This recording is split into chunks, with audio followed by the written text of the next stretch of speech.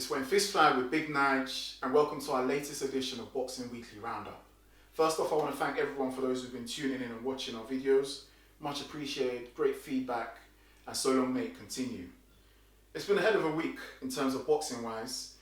Let's start off with Anthony Joshua, the main man. He and Froch have been going back and forth on Twitter, or social media I should say. He told Froch to shut up, blood, basically in those words, and calls him a Chatty Patty. This has all stemmed from the Sun releasing the best British top 10 pound for pound boxer over the last 30 years. Froch wasn't in that list, and he's basically pulled up and thrown out his toys all out of the pram, made a big palaver of it, and the first person he highlights and calls out was Anthony Joshua. Anthony Joshua was ranked 10th on that list. These were his exact words. Not putting me on the top 10 is bad news, and I don't know how you can have AJ in the top 10. I'm not giving AJ stick, but he got knocked out by a little fat kid from Mexico. I've never been knocked out in my life, amateur or professional.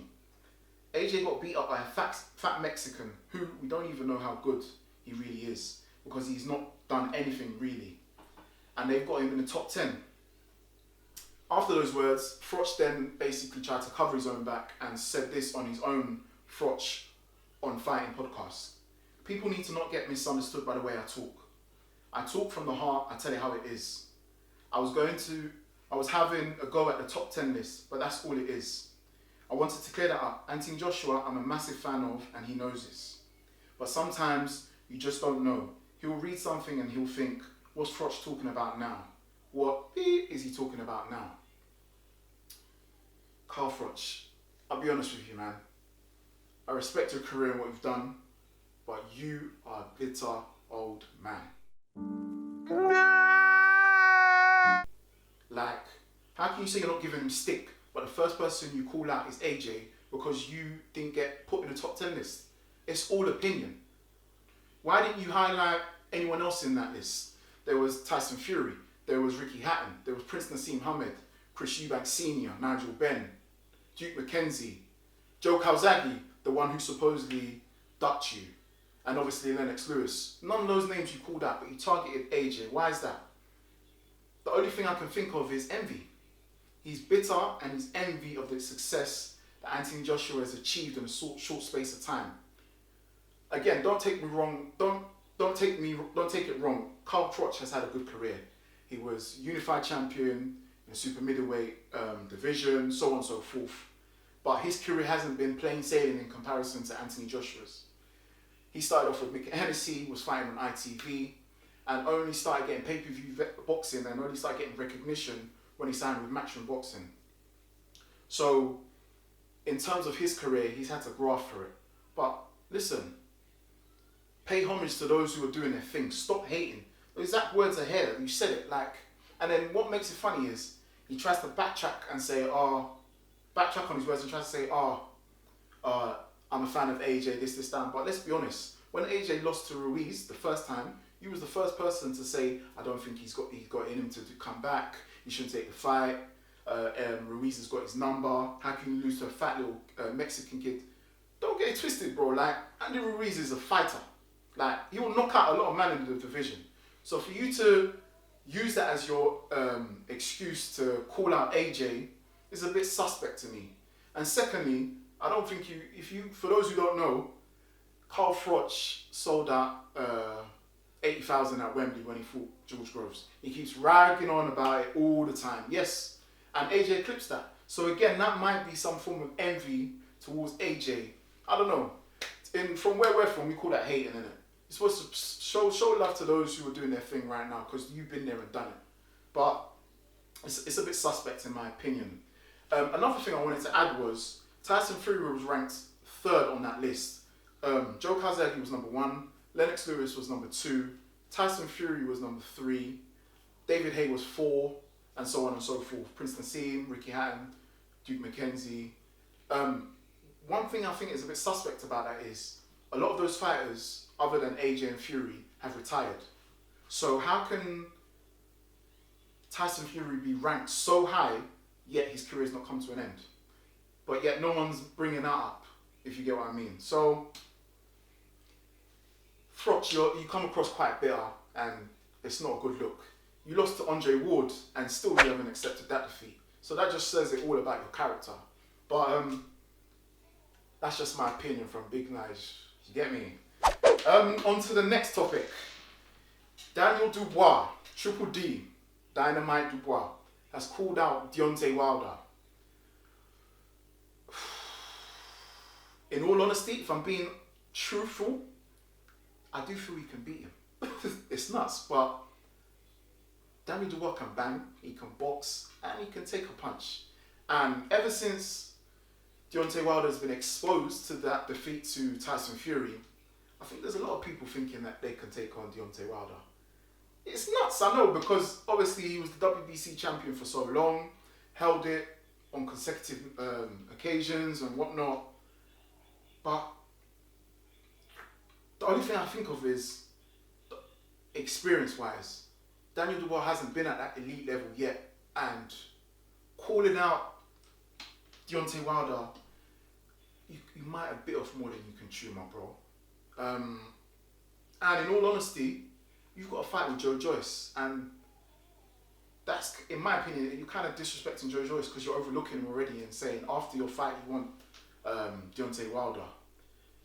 Joe Joyce wasn't actually happy with that, and he's come out and he's now basically stated that he will knock out Daniel Dubois. Will that happen? Only time will tell. Eddy Ruiz Jr. has joined forces with Eddy Reynoso.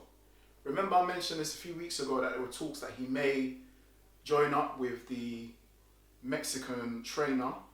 It's been officially announced, and he will now be his official trainer for Eddy Ruiz. It's a plus. It's a massive W, in my opinion, for Eddy Ruiz Jr. Eddy Reynoso, highly skilled trainer. He won Best Trainer of the Year 2019 last year. And for those who don't know, he trains one of the best pound-for-pound fighters in the world right now, under the name of Canelo Alvarez. So it's only positives I see. He's going to be around the likes of Ryan Garcia, Oscar Valdez, again, all positive mindset. And if Eddy Reynoso can get Eddy Ruiz to a decent weight size and looking more fight ready, then trust me, it will be a problem. It will be a hashtag problem. He's always been known for being flat-footed. He throws a lot of combinations and very good with his hand speed, but he's also known for being flat-footed. I personally feel he's only flat-footed because he's carrying so much weight.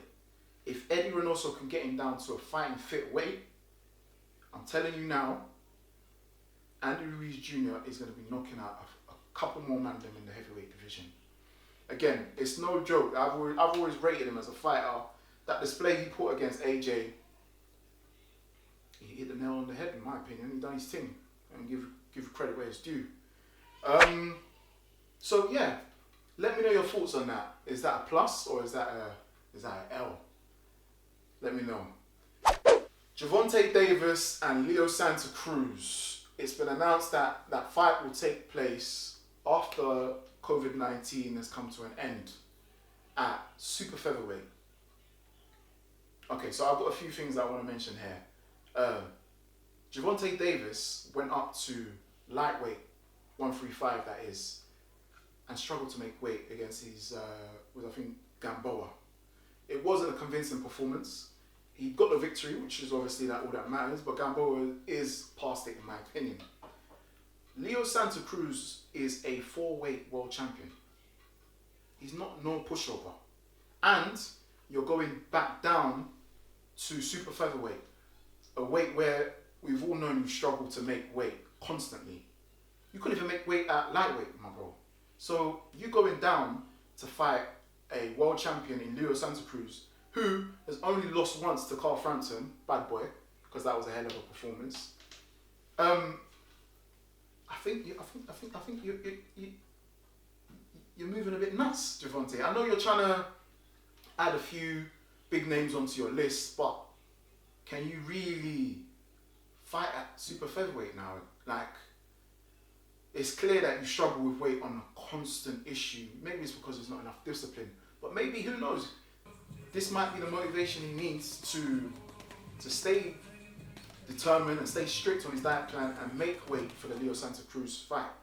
In my opinion, I think he loses that fight and he might get his first L, but don't quote me on that.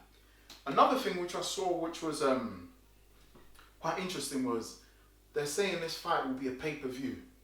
In all honesty, it's a pay-per-view fight because I think the two fighters are great for boxing. But after COVID-19, are man them going to be able to pay $80 to watch this fight? I don't think so. So let me know your thoughts on that.